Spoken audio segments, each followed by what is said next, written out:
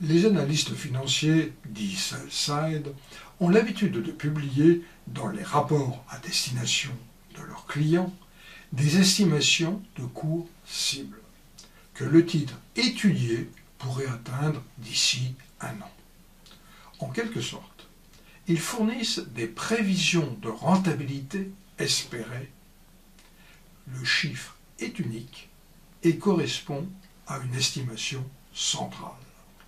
Jos, Piotrowski et Srinivasan se posent dans un article publié dans le Journal of Financial Economics la question complémentaire suivante. Les analystes financiers sont-ils capables aussi de fournir des indications sur les risques encourus, c'est-à-dire sur l'incertitude qui pèse sur leurs prévisions? Pour tester ces hypothèses, les auteurs exploitent les rapports des analystes de Morgan Stanley, publiés entre janvier 2007 et décembre 2010. Depuis cette date, Morgan Stanley exige de ses analystes non seulement de publier une estimation de base, mais aussi deux autres, tirées de scénarios pessimistes et optimistes. Au total, leur échantillon porte sur 957 firmes, 125 analystes différents et contient 6029 observations trimestrielles. Les rapports retenus sont ceux qui suivent les publications des résultats trimestriels. La mesure de l'incertitude, telle qu'elle est anticipée par l'analyste à travers ces scénarios, est appréciée par l'écart ou spread entre le cours cible optimiste et le cours cible pessimiste. Ce spread est normé soit par la moyenne des deux, soit par le cours cible retenu dans le cas de base, soit encore par le cours contemporain de l'action. La mesure ex post est l'écart relatif entre le cours et la prévision de base, soit la précision. Le comportement de l'analyste dans l'élaboration de sa prévision est abordé à travers deux mesures. L'optimisme dont il fait part, ou encore le rendement en fonction du scénario de base, et la confiance qu'il témoigne dans sa prévision. Où se situe le scénario de base par rapport aux deux autres extrêmes.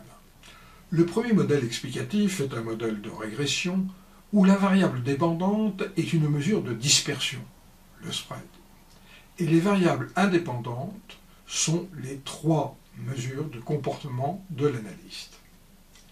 Un vecteur de variable de contrôle, grand X, est introduit, taille, ratio book-to-market, levier, risque idiosyncratique. Des effets fixes par secteur, trimestre et analyste sont pris en compte. Un deuxième modèle de régression est testé afin de mettre en évidence l'association entre le manque de précision finale et l'importance du spread initial. Enfin, les auteurs prennent en compte, dans une étude complémentaire, les effets de la crise de 2008 sur le comportement des analystes. Importance du spread. Et sur son association avec la précision des prévisions.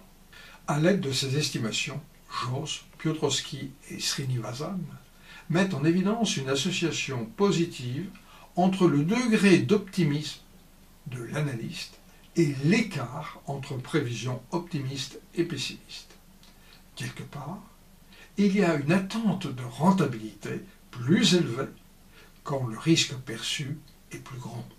Mais l'association est négative entre cette mesure de spread et celle de la conviction de l'analyste, c'est-à-dire quand plus le scénario de base se rapproche du scénario optimiste. De même, ils mettent en exergue une association positive entre ce spread et la valeur absolue de l'erreur de prévision.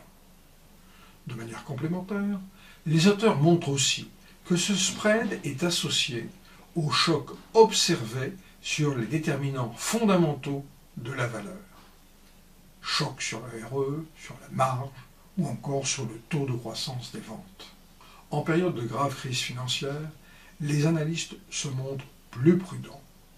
Cet écart entre scénario croît et son association avec l'erreur de prévision est significativement plus forte. Au total, l'ensemble des résultats fournis sont en accord avec la thèse selon laquelle les analystes financiers sont capables de formaliser des éléments de prévision dans la dimension du risque contingent.